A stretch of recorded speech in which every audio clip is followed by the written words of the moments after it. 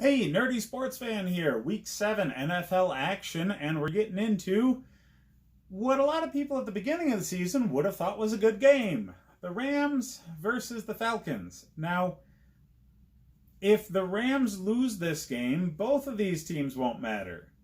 Yeah, that's fun to think about, right?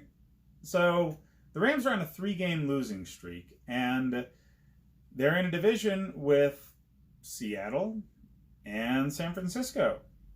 And both of those teams are fan-freaking-tastic. So, yeah, they might be relegated to the also-ran category again.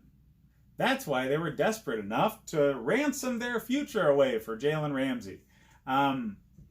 This team was built for the Super Bowl last year.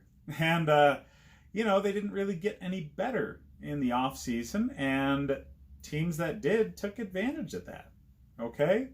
Sean McVay's offense wasn't going to surprise anybody again, And his running back, who makes that offense run, is 1 year worse.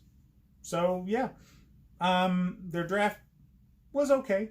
Henderson's starting to be used, and, that's good. Get some of that load off of Gurley. But, there's just not the magic that there was last season. So getting Ramsey could be the shot in the arm they need. It really could be. So Wade Phillips is a fantastic defensive mind. He's one of the best defensive minds in football.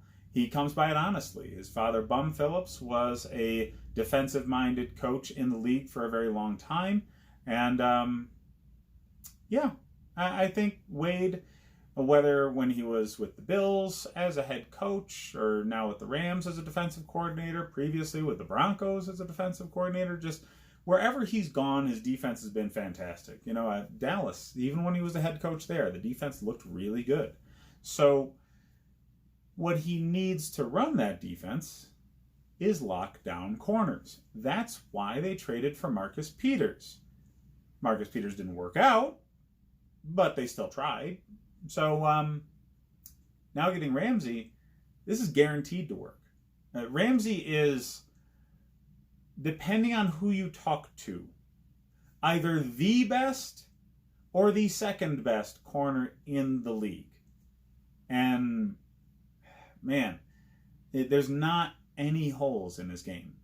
He's got top-end speed. He's extremely sound with his technique in coverage, and he tackles very, very well. He could use to have some better hands and pick off more of the balls that he actually gets his hands on, but, if he could catch, he'd be a receiver. So, Jalen Ramsey is a fantastic corner that can really change what you do defensively.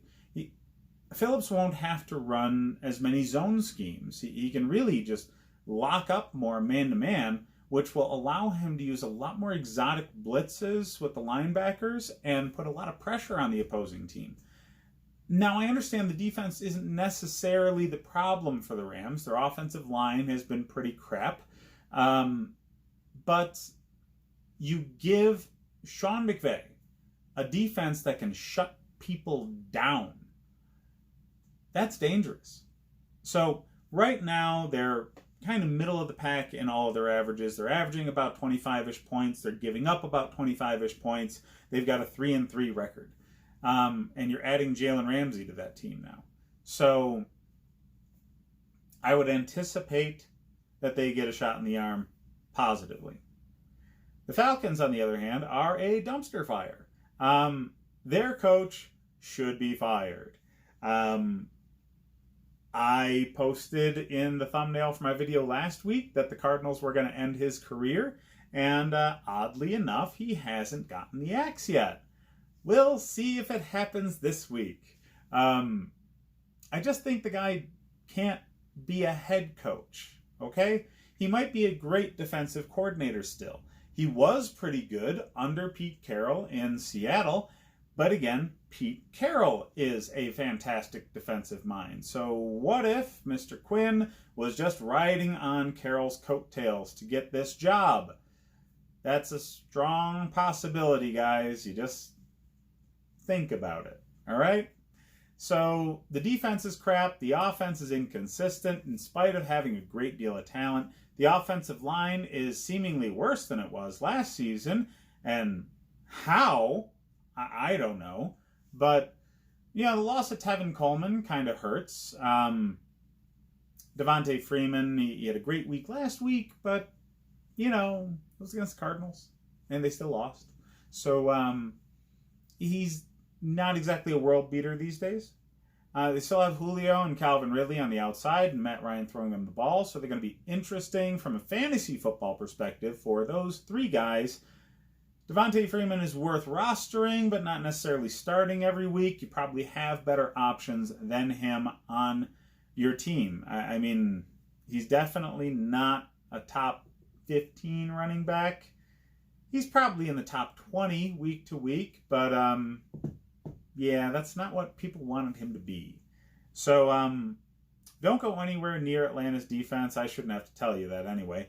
Austin Hooper has become a much more prevalent target in this offense.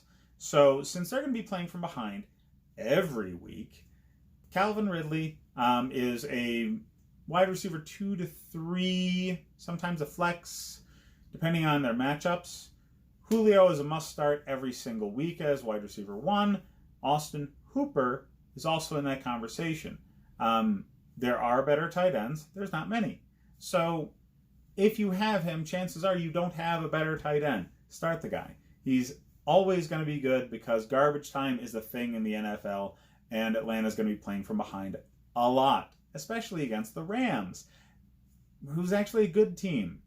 So the Rams have been on a losing streak, yes, but they're not a bad team. Atlanta's been on a longer losing streak, and they are a bad team. So that's the difference in this game. For the Rams, fantasy football-wise, has been kind of helter-skelter, but I'd start Jared Goff because he's not going up against a defense this week that's going to be laying down on him 7 or 8 times during the course of the game. And he's really what's driving this offense right now.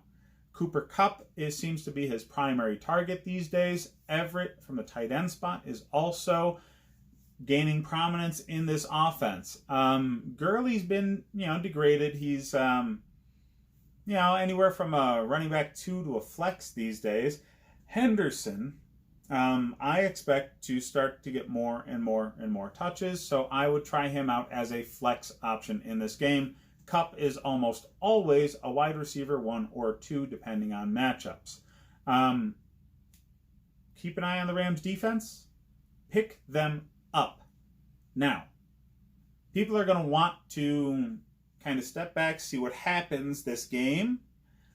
The smart people will scoop them up and jettison like a 4th or 5th running back or something of that nature in order to roster this defense because it has the potential now with Jalen Ramsey to be a high turnover unit. And turnovers is what matters for fantasy football. You're going to give up points. The only way you're going to score is to make sure you sack the quarterback and turn the ball over. And with Ramsey, they're going to be able to do that a lot more. Pick them up now. You will not regret it. Hit up the rest of my videos for more fantasy advice.